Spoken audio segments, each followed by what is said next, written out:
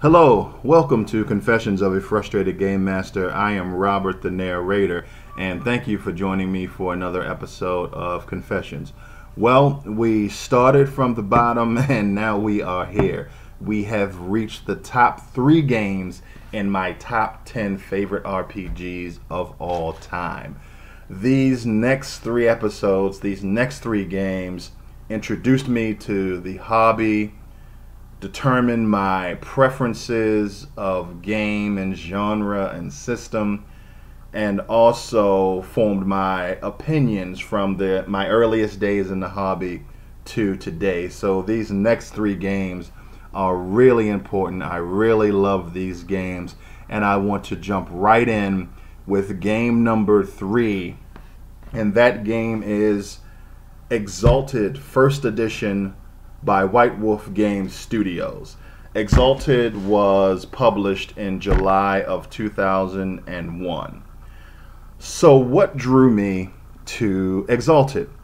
To be honest with you, it was many years ago, and I don't remember how I came across the information that White Wolf was doing Exalted, but I do remember being interested in the fact that the company was doing a fantasy game. I was familiar with White Wolf from their more popular franchises, Vampire the Masquerade, Werewolf the Apocalypse, and Mage the Ascension. And I always liked the fact that White Wolf added character to their characters. So their games were very much character focused, and I guess I kind of like the idea of having that with a fantasy role-playing game, even though I don't remember how I came across the fact that they were doing Exalted, whether that be through a gaming magazine or from my friendly local game store. So what is Exalted all about? Well, the game is about the flawed or corrupt demigod champions of the mightiest god in a fantasy world. And those demigod champions are being reborn or reincarnated into a world that fears them. And the game asks the question, are these legends being reborn to bring about a new golden age or to end the world? And the players play these demigod champions. What is the setting of Exalted? Exalted is an anime-inspired high fantasy setting. As I mentioned, the players play the champions of a very powerful god in this world, the most powerful god, known as the Unconquered Sun. The PCs are known as Solar Exalted, and they were created in the time before history to defeat the Unconquered Sun's enemies, the Primordials. Now, Solars are the most powerful of 2 types of Exalted. Solars are Celestial Exalted, and then you also have Terrestrial Exalted. Now, along with Solars, you have Lunars. Lunars were shapeshifters, and they were created by Gaia, and they acted as the Solars' mates and generals during this war against the Primordials. You also have the Sidereals. They are champions of the 5 maidens, and they acted as the Solars' counselors. And then the only type of Terrestrial Exalted you have are Dragon-Blooded. Now, the Dragon-Blooded were the champions of the 5 elemental dragons, and they acted as foot soldiers for the Solars in this war. Now, the main difference between Celestial and Terrestrial Exalted are Celestial Exalted are less numerous but more powerful. The reason they're less numerous is because they can't pass their power to their offspring. When a Celestial Exalted dies, they are reincarnated or reborn into another individual at some point after their death. terrestrial exalted, the dragon bloods, they can pass their powers through blood to their offspring. So a pairing of dragon bloods can have an offspring that is exalted. Exalted look human, I guess, except for the Lunars, who are shape changers, and I think one of their main form may be kind of a huge werewolf. But for the most part, exalted look completely human. Now, after the war with the primordials, the exalted were victorious. The primordials were completely wiped out, but with their last dying breath, they cursed the Solars, and the curse made Solar exalts immoderate and treacherous. And that's going to be important for later on in the setting. After defeating the primordials, the gods gave the exalted dominion over the earth. And this fairly good period of time was known as the First Age. Now, as the First Age went on, the sidereals, using their astrological powers, saw that the Solars in the future would become very decadent and tyrannical. And they were very, very concerned about this golden age coming to an end and the Solars becoming corrupt.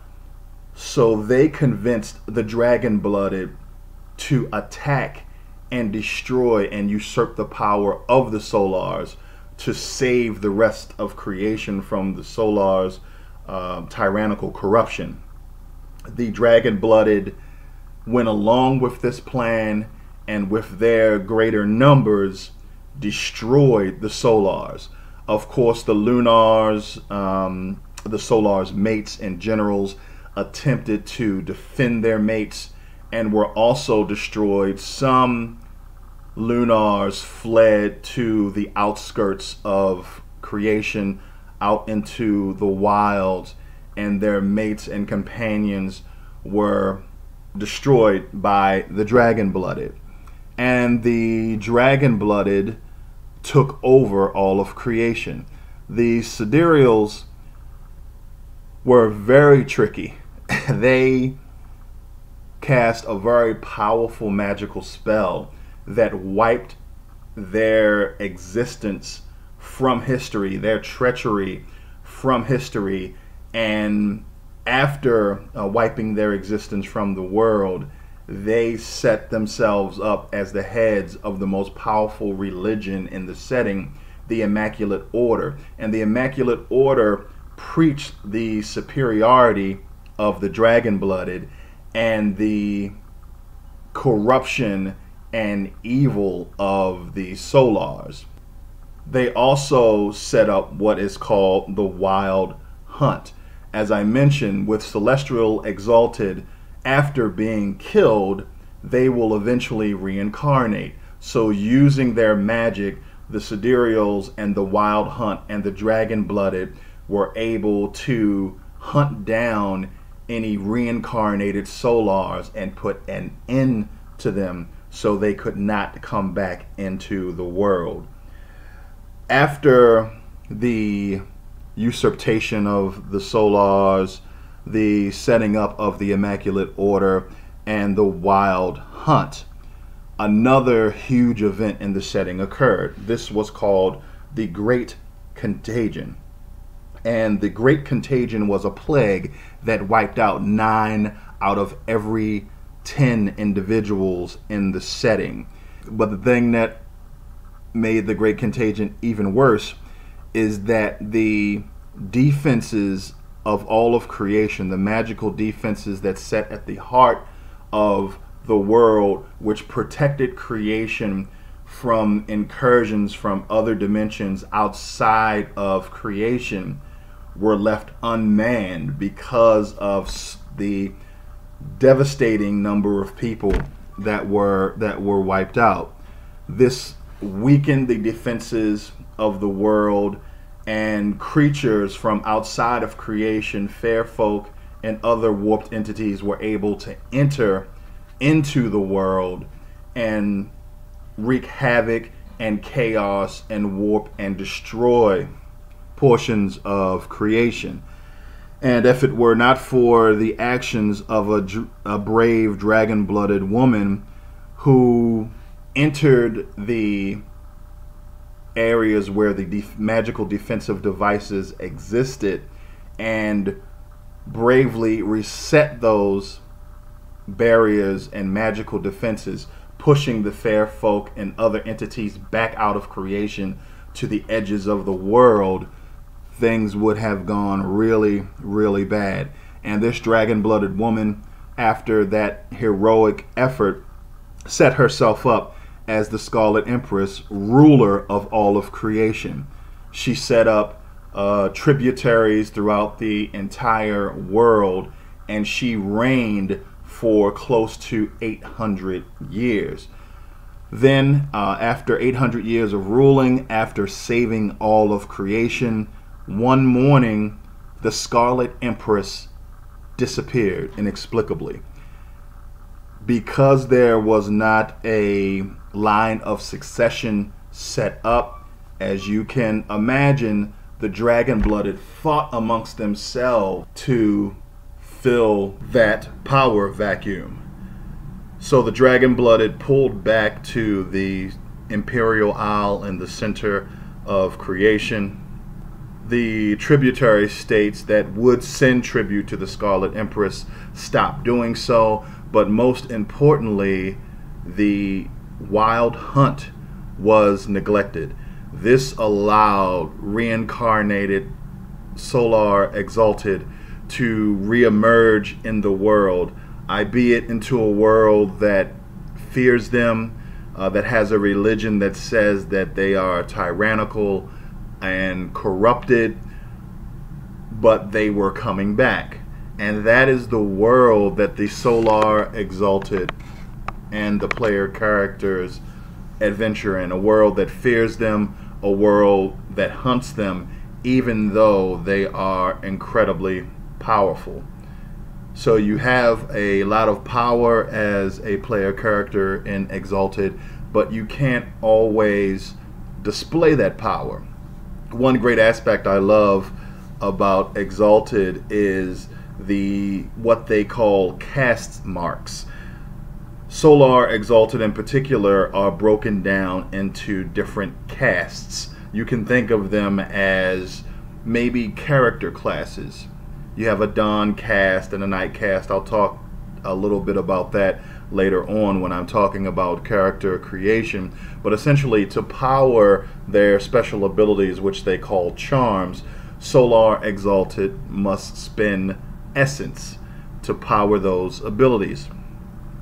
And when they spend a certain amount of essence, their caste mark begins to glow. It's on their forehead. It can't be seen unless they are spending essence. So when they spend a little bit of essence, it becomes a little more visible. Someone viewing the Solar Exalted from the right angle may be able to see it on the Solar Exalted's forehead. And then if they spend a lot more essence, it starts to glow brightly. And when they spend enough essence, there can be an explosion of energy that shows the Solar Exalted's anima. And basically their anima is illusionary explosion of energy, and an illusionary image forms around the Solar Exalted that kind of represents who they are. For instance, a Dawn cast Solar Exalted may have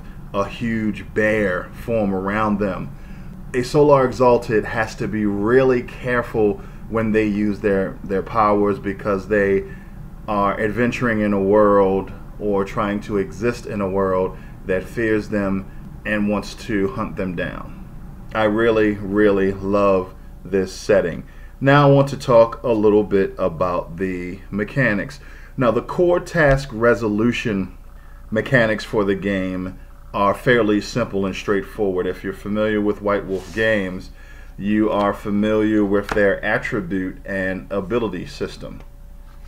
There are 9 attributes in the game, broken down into 3 categories: physical, social, and mental.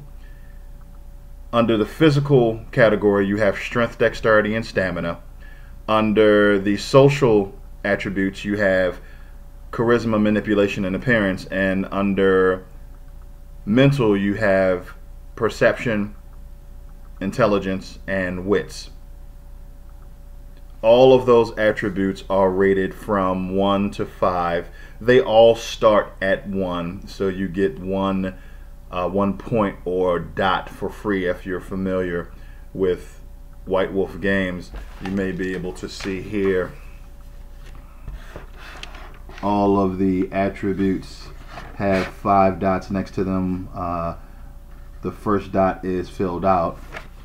Then you have what are called abilities. Now, abilities in other games may go by the term skill, because under abilities you have archery, brawl, athletics, awareness, endurance, linguistics, craft, and investigation. And those are also rated from 1 to 5. You don't start with a free point in any of the abilities. So when you want to take an action, you tell the storyteller, that's what they call the game master in Exalted, what you want to do. They tell you what attribute to pair with what ability.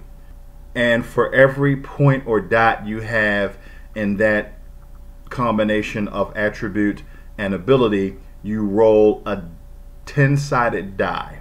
Your target number is always 7+, so you roll your pool of dice. Every 7 or higher that you roll is a success. A lot of actions only require 1 success, but there are some actions that are a little bit more difficult that require multiple successes. So fairly straightforward and fairly easy to understand. So I think I'll touch on character creation briefly before I continue. Exalted characters are created basically using a point buy system. During the character creation process, the player should choose a concept, choose a cast, which we've already talked about, which are kind of like character classes. Casts, you have 5 of them. You have Dawn casts. They are masters of war in all of its forms. The children of the Dawn were once the leaders and champions of the celestial armies. You have the Zenith casts. Once the leaders of the Solar Exalted, the Lightbringers are priests, kings, prophets, and mystics. You have the Twilight caste, which are scholars and craftsmen of the Solar Exalted. The children of Twilight are thinkers and doers. And you have the Night caste, which are lords of stealth and trickery. The concealing shadows once served as the security of the Celestial Empire. And then the Eclipse caste are diplomats and bureaucrats. The Crowned Sons is another name for them, were the force that kept the Celestial Empire running smoothly.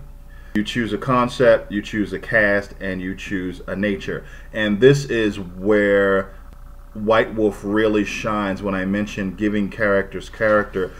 A part of character creation is coming up with a nature for your character. Your nature is a basic description of your character's self-perception and the core of his soul. No character fits any nature exactly, but one of the listed natures usually describes his concept well enough. While nature helps describe who your character really is on the inside, this may not be the facade he presents to the world. A person's mood and demeanor can change depending on who he's with and what situation he's in. Your character's outward personality is handled entirely through role-playing, although his nature should probably color his general disposition. In game terms, nature is important because it is one of the ways that a character can regain willpower in the game. Willpower is another trait, and I'll touch on that a little bit later. Just a couple of examples of natures in the game. It's approximately 20 of them. You have architect. That means the character is driven to create something of lasting value, whether it be a new social order, a kingdom, a work of art, or some other legacy. And an architect gains willpower when they accomplish a significant goal. I love that. That is a mechanical reward for good role playing, and I think I got that idea from Exalted. Every game that I play, the game that I'm working on, I love it when they have a basic and easy to understand way to describe a character's personality, and then an equally easy to understand way to reward that player for accurately playing their character. I really love that about White Wolf games, Exalted in particular, and I try to look for that in other games and try to implement something similar to that in my game. Another nature that your character could have is caregiver. You always try to make a difference, helping those around you, and they depend on you for it. So you regain willpower when you receive tangible proof that you have helped another person. Follower. Leaders need followers, and you await your orders. Taking charge isn't your style. So you gain willpower if you help your group succeed because you're carrying out your assigned duties. You also have a hedonist. You can have a hedonist nature. Life is too important to waste, so have a good time. Have as good a time as possible. You gain willpower whenever you have a truly good time and bring others along for the ride. And traditionalist is another one. You believe the solutions of today's problems can be found by applying the methods of the past. You gain willpower when a tried and true method proves effective. So I really, really love these natures. Again, it's a really simple, easy way to define a character outside of their combat abilities and reward the player when they accurately portray their character. I really love that aspect. You come up for character creation, you come up with a concept, you come up with a cast, and you come up with a nature. Then what you want to do is prioritize the three categories within your attributes. I talked about the physical attributes, dex and strength, and so on. I talked about your social attributes, appearance and manipulation, and I talked about your mental attributes like perception and wits. And when you make your character, the way you determine how many points you have to assign to those different attributes is how you prioritize those three categories. So for instance, you get 8 points for the category that is most important to your character, that you really want to build your character from. You receive 6 points for the category that is secondary in importance to your character, and you receive 4 points to distribute in the category that is tertiary in importance to your character. Each character starts with a 1 in each attribute already. Generally, having a rating of 1 or 2 is approximately average. Having a rating over 2 puts you above average. 4 or 5 puts you far above average in that attribute. You prioritize and then you spend those points, so a point buy system. Then for your abilities, or things that are normally considered skills in other games, you receive 25 points to divide amongst your abilities. There are 5 sets of 5 abilities, and all of them are related to the different casts in the game. Dawn, Twilight, Zenith, and so forth. Under Dawn cast, you have Archery, Brawl, Martial Arts, Melee, Thrown. Under Night, you have Athletics, Awareness, Dodge, Larceny, Stealth, and so on. Then you choose your character's backgrounds. You get 7 points to put into your character's background. None may be higher than 3. And backgrounds define things about your character, such as, does he have allies? Are there any wondrous devices or artifacts that he has? Does the character have backing, some type of standing or rank in an organization? Does he have contacts or an animal familiar? Does he have followers? Does he have influence? Does he have a mentor, or does he have resources? Does he have money? So you spend those 7 points, and the more points you place in the background, the more followers you have, or the more influential your mentor is, or the more money you start the game with. Then you choose your character's charms. You can have 10 charms. At least 5 must come from your cast or your favorite abilities. And as I mentioned previously, charms are the magical abilities that makes a Solar Exalted a Solar Exalted. It is related to each of the abilities, like Archery or Stealth or Larceny. And Exalted is an anime-inspired role-playing game, so you can imagine what some of these charms can do. They have awesome names, and they really fit that anime style flavor. Now, each of the abilities have these magical charms associated with them. What you have is a tree structure for these ability related charms. For instance, Archery has its own list of charms, and in order to advance through the Archery charms, you have to, of course, follow the tree. You must get an earlier charm to advance to a different charm. And just to give you an example, Wise Arrow is the first charm in the Archery charm tree. And by spending 1 point of essence when the character is making an Archery attack roll to hit someone, they can spend 1 point of essence to add a D10 die to that roll, making it easier for them to hit the individual. The ability Performance has its own charm tree, if you can see it right there. And the first charm is Respect Commanding Attitude. Respect Commanding Attitude is really awesome.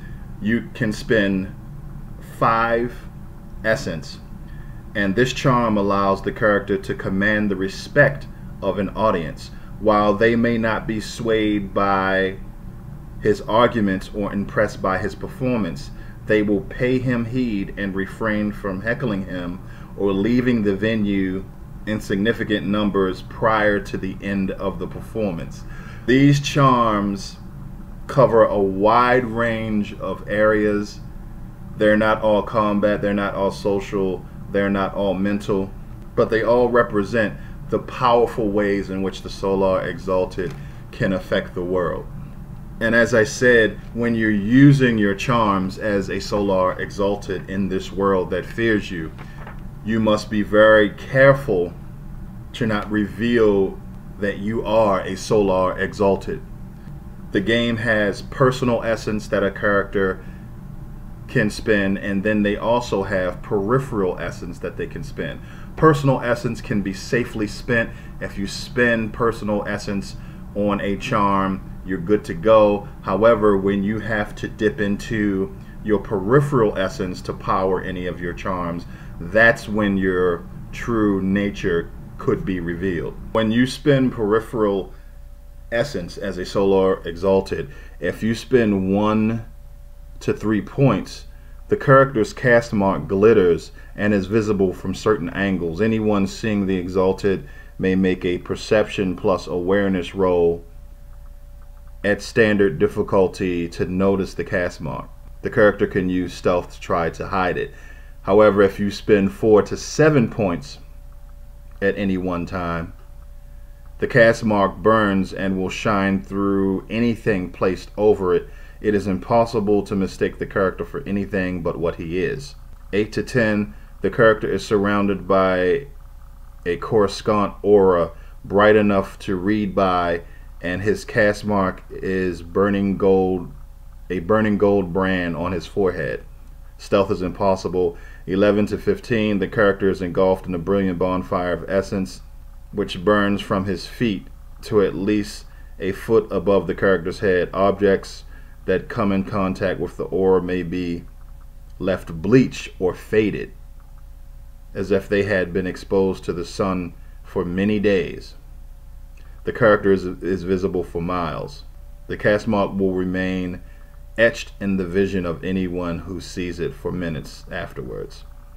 And 16 plus, the character is surrounded by a burning image totemic to his person. A warrior might be surrounded by a great golden bull, or a twilight cast magician by an incredibly elaborate mandala, and so on. So that is the explosion of essence that I was talking about. The anima banner that completely reveals the fact that you are dealing with a Solar Exalted. And I don't know if you can see it in this picture, but this picture right here is a good example of a Solar Exalted anima banner being displayed. He's there in the middle spending essence, and this totemic illusionary display of a giant bear explodes around him. And it is no question that he is a Solar Exalted, and it looks like Dragon Bloods are already there. They know what they are dealing with, and it's going to the Wild Hunt is going to have something to say about this. I'll just wrap this up with one of my favorite aspects of Exalted, the virtues. And I'll also talk about the final trait of a character, willpower. Talk about virtues first. As I mentioned earlier in the video, the Exalted defeated the enemies of the gods, the Primordials, but the Primordials cursed the Solar Exalted, and the curse made the Solars immoderate and treacherous. For that reason, each Solar Exalted has 4 virtues: compassion, conviction, temperance, and valor. I'll explain what those are briefly. The compassion virtue measures the character's ability to empathize with and forgive those he cares for or regards as his people. Conviction, the balancing virtue to compassion. Conviction measures the character's ability to withstand and, if necessary, inflict hardships and atrocities. Temperance, the temperance virtue is what spells the difference between wise men or women and fools. And finally, valor. Valor is the virtue that measures a character's courage and resolve in the face of danger. When you create your character, you divide 5 points up among the 4 virtues. None of them can be above 3. Each virtue has a flaw. Virtues have some benefits, but of course they have their disadvantages. And the player picks these virtue flaws when they are spending the 5 points to divide amongst their virtues. The benefits of virtues come from the character's willpower stat. I'll talk about the willpower stat now. The willpower stat, when you create your character, is a derived stat. It comes from your highest 2 virtues. You add your highest 2 virtues, and that becomes your willpower stat. And willpower is kind of like bennies or action points. You can spend a point of willpower to get an automatic success. You can spend a point of willpower to overcome mental effects. And the way they relate to virtues is, for every dot a character has in a particular virtue, once per story he may channel a point of willpower through the virtue rather than simply using it to gain a single automatic success. And for each point in that virtue that the willpower is being channeled through, the character instead adds a number of d10s to a particular roll. But the character has to justify this channeling by showing how that virtue applies to the action that the character is doing. They give you an example here. Harmonious Jade has a rating of 4 in her Valor virtue. 4 times per story, her player may spend a point of temporary willpower to add 4 dice to any pool related to bravery. By contrast, she has only a score of 1 in her Compassion. When offering succor to the needy or defending the weak, her player could only spend a willpower to add 1 die to a die pool. Now, the disadvantage of the virtues is where the curse really comes into play. A character with a rating of 3 or higher in a virtue must roll his virtue rating when confronted with a situation where he wishes to act contrary to the virtue's dictates. If the character achieves any successes on the virtue roll, then he must either act in accordance with the dictates of his virtue or else spend a point of willpower to override the urges and act freely during the scene. Whenever the Solar spends a willpower point to suppress one of his virtues in this fashion, he adds 1 to his limit break. What a limit break is, it's another trait on the character sheet. A limit break has 10 spots on the character sheet. Once those spots have filled up, the character suffers from one of the flaws that are derived from his virtue. For instance, compassion, the virtue flaws are compassionate martyrdom and heart of tears. Once the character suffers a limit break from suppressing his virtues, if he had compassionate martyrdom, the character can no longer bear to see those around him suffer unaided. When the character's limit breaks, she must throw herself into helping the sufferers in the most direct and obvious fashion possible. One of the flaws for temperance, for example, is contempt of the virtuous. When the character's limit breaks, he simply loses all respect for those around him with less self-control and becomes driven to show them a better way of life.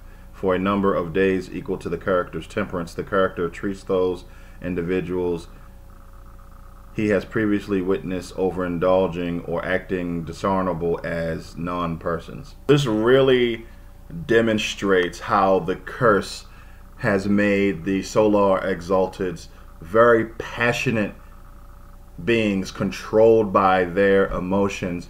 Well, that will wrap up game number 3 on my top 10 favorite RPGs of all time, Exalted First Edition. And I wanted to just briefly talk about why Exalted is the number 3 game on my list.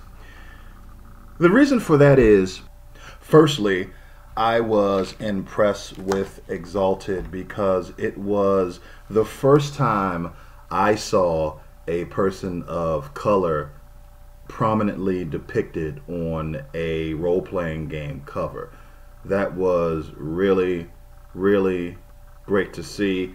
Even on the back, you may be able to see the other characters here, and this is a person of color here. And I really like that about Exalted. Also, Exalted was the first fantasy role-playing game that showed me that you could play fantasy and have a character that was important to the world and powerful and made the player feel like a hero. When I started in the hobby, of course, I started with a rules-heavy Supers RPG called Champions. And with Champions, it was a point buy system, and you built your character completely from scratch. So you had complete control over your character. Of course, since it was a supers RPG, characters were very powerful and in most cases very important in the world. And it was kind of a bit of a shock for me when I played fantasy. The first fantasy RPG I played, I'm pretty sure, was 2nd edition Advanced Dungeons and Dragons. And going to Dungeons and Dragons from Champions, it was really different because you didn't have as much control over your character. It was a class-based system, not a point-build, skill-based system like Champions. Generally, with Dungeons and Dragons, unless you set out to make the setting a setting where the characters are important and feel heroic, and that requires you to start them at higher levels, you pretty much start off with meager abilities, and you didn't have as much control over the character that you wanted to build as you did with Champions. I was, inexperienced in the hobby, and I just felt back then that, oh, okay, so Champions means you get to pretty much play the character you want to play, you're powerful and important, and when you play Dungeons and Dragons, you have to start off a little bit weaker and a little less important. Exalted was the first game that showed this inexperienced player that yes, you can play fantasy and be heroic and be powerful and be important in the world and feel like the hero. And I really love Exalted for that. Of course, these days I am far more experienced, and I know you can play Dungeons and Dragons or any game and set it up any way you want. The only thing, of course, with Dungeons and Dragons, starting off with a character as powerful as an Exalted character is a whole lot of work, because you would have to make a really high level character. And with Exalted, because it was built from the ground up, with the characters, the characters are demigods, the player characters are, it's a lot simpler to be that powerful mechanically at an early level, because from the ground up, that's the way Exalted was built. The other thing that puts Exalted on my top 10 favorite list of all time in the top 3 is the fact that mechanically Exalted gives the player a metric beyond how great they are in combat. It gives the characters a metric to measure the character's humanity and personality and beliefs, and gives it to them in a fairly intuitive and easy to understand fashion, and then on top of that rewards the players for accurately portraying those beliefs and their humanity and their personalities. And I really love that, and it has encouraged me to add those kind of mechanics to the game that I'm working on. So that's really where that enjoyment of a simple, easy to understand mechanic that defines things very central to a character came from Exalted. And I really am happy about that, and I've always been blown away about that aspect of Exalted, and I would play Exalted today. I've always thought that White Wolf games were a little too easy to break for power gamers or optimizers, so I would play Exalted today, but it would have to be with the right group for that reason. Exalted is a high rules medium to low rules heavy rule set, but I would still play it today because I just love the setting, I love the mechanics, I love what they do with the characters. And I love the fact that you have joined me for another episode, or a episode of Confessions of a Frustrated Game Master. Thanks a lot for doing that. Good morning, good afternoon, good evening, wherever you are.